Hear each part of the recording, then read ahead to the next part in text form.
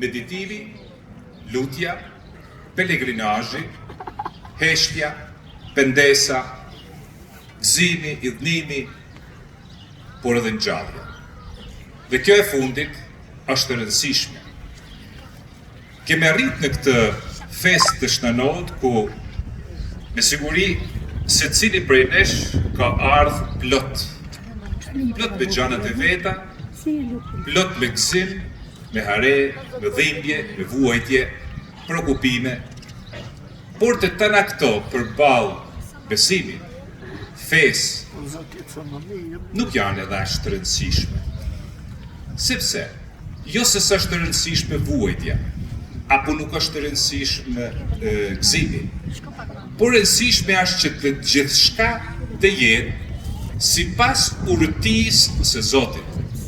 Në leximin e parë keni dëgjuar, çka është urtia? Urtia nuk është mendjes, urtia është e zemrës. Kemi thënë edhe pranë që zemra vetë ka një mendim të vetin. Zemra ka arsyetimin e vet. Zemra ka ndjenjen. Zemra ka urtinë. Urtia nuk është vetëm thjesht e krye. Urtia nuk është vetëm thjesht e tru. Urtia nuk është ajo që thjesht përfitohet prej studimit. Urtia është ajo që ti me jetu sipas vullnesës së Zotit. Ky është njeriu i urtë. Ndoshta në botën e sotme, i urti është ai, ose i dituni, është ai që din me ja hedh çdo gjaje, që ka suksesin e jetë, edhe pse nuk i intereson pse shkel mbi kryet e tjerëve. Ky nuk është njeri i urtë, ky është një njeri i tredharak, që shkel tjetrin për me realizu vetveten, por nuk realizohet vetvetja tu e perul njeriu. Kurse Zoti na jep urtinë e zemrës, arsyetimin e zemrës, atë që kemi medituar dje, zemra e Krishtit, sepse zemra është selia e vendimeve, selia e ndjenjeve, por edhe e meditimit. Në zemër shkruhet memoria e trunit, nga njëherë i harron disa gjëra. Kurse memoria e zemrës nuk harron kur gjë. Një njeri që ndoshta ka aftësitë e kufizuara, mundet mos me pas memorien e trunit, por atë të zemrës po. E pra Zoti ndikon pikërisht aty, në këtë urti, dhe urtia që Zoti na jep është me jetu sipas vullnesës së Tij. Këtë gjë e ban mrekullisht, e ka bërë mrekullisht Shtanor, i cili me siguri luftoi fort herezit e kohës, herezit e ndryshme, luftoi fort pa drejtësinë e kohës së tij, ku fajdet ishin ndoshta kryefjala e ditës, ku të pasurit e shfrytëzonin të varfnin. Edhe kjo se s'mundishin me kthye atë çka kishin marrë, mund të hyjnë edhe në burg.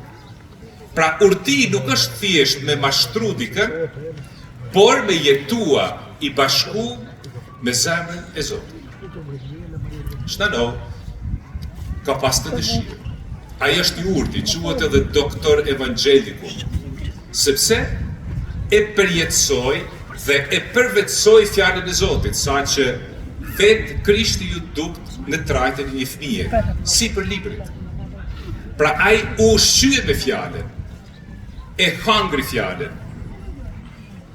Atë fjalë që është vetë mishi, trupi i Krishtit. Prandaj ushqimi me fjalën është urti e madhe. Njeriu, kemi medituar gjatë kësaj kohe, nuk jeton vetëm prej buket. Ky është një ushqim biologjik. Njeriu jeton prej fjalës që del prej gojës së hyjë, dhe ajo fjalë është Krishti.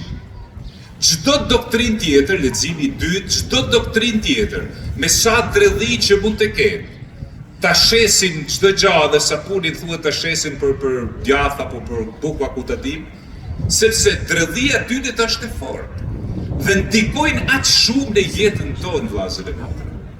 Ndikojnë shumë me doktrina të ndryshme, ndikojnë shumë në mënyrën e jetesës, në mënyrën e të folunit, në mënyrën e veshjes, në modat të ndryshme, në mënyrën se si trajtojmë njëri tjetrin, në mënyrën si trajtojmë fëmijët, si trajtojmë pleqt, si e trajtojmë vetveten, për faktin se Shtano pati një jetë të shkurtër, 36 vjeç.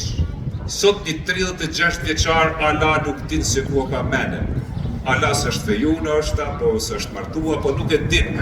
Prit thot se sa gjej një punë, sa të përfunoj shkollën, e maselejna po mirë se i pëlqen me nejt e restoranti Nans edhe të shtëpia e babs. Ashtë ma komode me nejt në shtëpi se sa me punu. Kurse Shtano 36 vite i shfrytëzojnë në plotësi. Dhe pyetja është, si e përdorojmë ne jetën tonë? Si? A e fusim jetën tonë në shërbim të tjetrit, apo e lam që ta shpërdorim? Sepse njeriu i kohës së sotme e shpërdoron jetën, e humb jetën. Se është maj bukur me shku mas zdërhadhjes apo ku ta diu, shumë gjanave që ja shesim njëri tjetrit, e sidomos tashma me rrjetet të ndryshme, e shesim bukurinë sikur tan jeta ka muzikë, plazhe, male, bukuri të mrekullueshme gjithçka. Po mirë, kush punon? Kush ulet me punu? Kush e thën kryet aty sot, kush e thën shpatullat, korrizin e vet? Këta si nuk i qit ka kërkush. Këta si nuk flet kërkush për këta. Pranej, Zoti thot që jetën duhet me shfrytëzu mirë. Jetën s'duhet ta shpërdorojmë. 36 vite është i gja e mrekullueshme. Do të theshim nene në kulmin e rinisë së tij, po ka pas ala kohë, por e shfrytëzoi për çka? Për Zotin. Edhe donte që të ishte martir. Jo dini se në Lisbon, në Koimbra, në vërtet, a i takon fretit e parë martir, franceskant e parë martir, që kthehen nga Maroku dhe i binë të tekun, dhe shikoni sa e mrekullueshme është kjo. Fretit e vdekun flasin ma shumë se të gjallët, një është ndodhur dhe tek ne. Ata fretën të vdekun janë të shpi, janë profet, vllazër e motra. Janë profet të dëshmojnë. Kurse në jetën tonë, ne zakonisht kujtojmë se fjalët dëshmojnë. Jo vllazër e motra, jeta dëshmon. Jeta, edhe pse të vdekun, flasin ma shumë se kur janë të gjallë. Dhe Shtano dikohet prej tyne dhe dëshiron me shku në Marok edhe ai që të predikojnë, me prediku Ungjillin, jo me doktrinat e stërhollume, jo me mushmenje të ndryshme, jo sipas ligjeve të kohës apo modave të kohës. Fjala e Zotit nuk njeh kohë, nuk duhet i përshtatet, jo po nuk ta punoj me të hatrit dikuj, nëse ne e themi fjalën e Zotit. Jo vllazër e motra, nuk e me të hatri askuj, sepse kur e thuhet vërtetën, jo të vërtetën, e vërteta thuhet me dashni, e vërteta thuhet me respekt. Ungjilli shpallet me dashni, nuk shpallet me impunim. Dhe nuk duhet nuk po i pëlqejnë ku ta diun kojshis, apo një politikanet, apo ku ta diun një lëvizje të ndryshme në këtë botë. Nëse familja është familje, është burr e gru. Nëse kena me thanë këtë gjë, a thuka me të hatër dikujt? Edhe ai që ndoshta menon ndryshe. Prej kujt ke lind ti që menon ndryshe? A ke lind prej një nanet e një babe? Pra, gjithkujt duhet ja themi të vërtetën, jo për me fy, a me poshtnu. Por e vërteta thuhet që me qit ty në dritë, që ti të largohesh prej kësaj doktrinet e mbrapsht, çfarë do lloj doktrinet qoftë, çfarë do lloj modet qoftë, për me dalë prej atij llumin, që ti të jesh të dritë, që ti të hysh të dritë, që jeta jote mos të influencohet, të ndikohet prej gjanave të shekullit. Gjanat e shekullit kanë me kalu, dhe janë tu kalu. Shikoni mrapan në jetën tuaj, sa gjanat kanë kalu dhe çka ka met në jetën tuaj. Çka ka met në zemrën tuaj, ju që jeni pak më të moshuar, apo të ri, Çka ka met në këtë folen, në këtë qerdhën e bukur të zemrës, në memorien e shpirtit tuaj, çka ka met? Ka met feja, ka met dashnia, ka met shpresa, ka met gjana të bukura që i ka ndiku në jetën tuaj. Ndoshta edhe në një tjetër që është pak më e hidhur. Por e gjitha çka mbetet është dashni, vllazër e motra. Kjo është dashni. Kush nuk don e shpërdoron jetën kot. E shpërdoron jetën kot. Dhe secili prej nesh vjen me mjete të ndryshme në këtë shëjtënore. Kërkojmë ndihmën e shajtit shnanur. Por shajti na thot diçka. Gjana që me kërkoni mua, bani vetë. Bani ju. E kjo se kërkon ndihmën teme, ti a ndihmon dikën? E kjo se kërkon faljen teme, ti a fal? E kjo se kërkon shërimin prej meje, ti a shëron zemrën e të lëndumit? Të familjes atën, burrit, të gruas, të fëmijës, të vjehrës. Pra çka kërkoni të shajti, banja ju mas pari, të baj unë mas pari. Dhe kjo është gjaja kryesore. Nuk mjafton vetëm me kërku, duhet edhe me vepru. Sepse krishteri është besimtar aktiv. Ne jemi të thirrur për me qenë aktiv, jo pasiv. Jo gjithçka vetëm duhet me bë tjerë.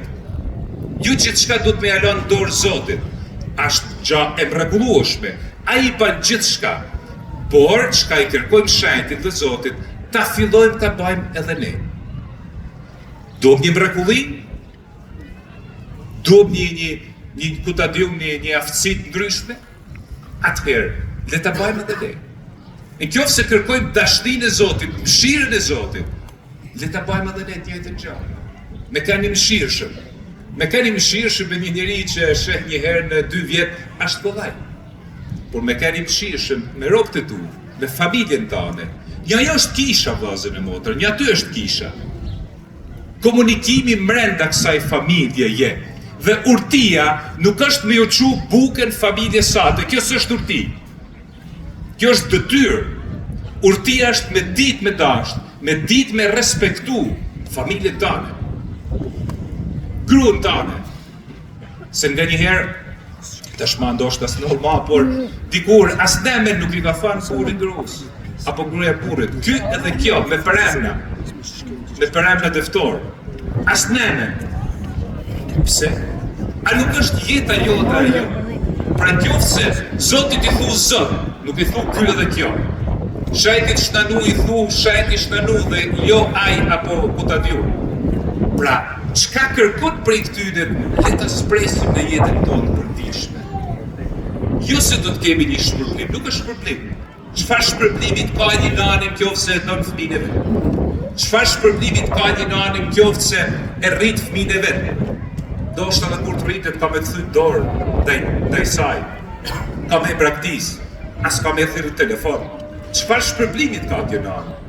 Që e edukoi një fëmijë, e qiti në dritë, e rriti, e bani të aftë për shoqërinë, nuk e la të shku në rrugën e keqe. Çfarë shpërblimit ka? Gëzimi i asaj nanet, edhe asaj që ka fëmijën të shtitor, është me pa të rrit, me përqafu, me një ngrohtësinë e tina, edhe ai me një ngrohtësinë e nanës. E kështu jemi në kishë, vllazën e motra.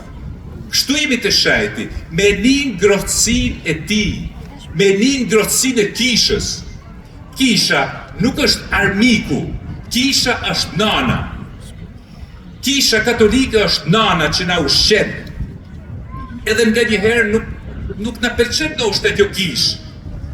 Jo se ban gabime kisha, edhe kisha ban gabime, por nuk na pëlqen kur na thot të vërtetën. Po cila nanë do ta ndeshkon të fëmijën vetëm thjesht se i pëlqen? Jo, ose e qorton, apo dhe ndeshkon, thjesht sepse donë që të kthehet në rrugën e duhur. Kjo është kisha. Kjo është motivi ynë që vim këtu, për me një ngrohtësinë e kishës, për me pas një lajm të mirë. Dhe lajmi i mirë është pikërisht ai i ungjillit. Shkoni e predikoni ungjillin të gjithë popujve. Çka me prediku? Jo, më falni, nuk thuhet çka. Sepse ungjilli nuk është diçka. Ungjilli është jeta. Ungjilli është Krishti. Ne shkojmë me prediku Krishtin, pëlqen apo si pëlqen dikuj. Tash 2021 vjet me siguri kisha ka armiqtë vet. Jo kisha si institucion,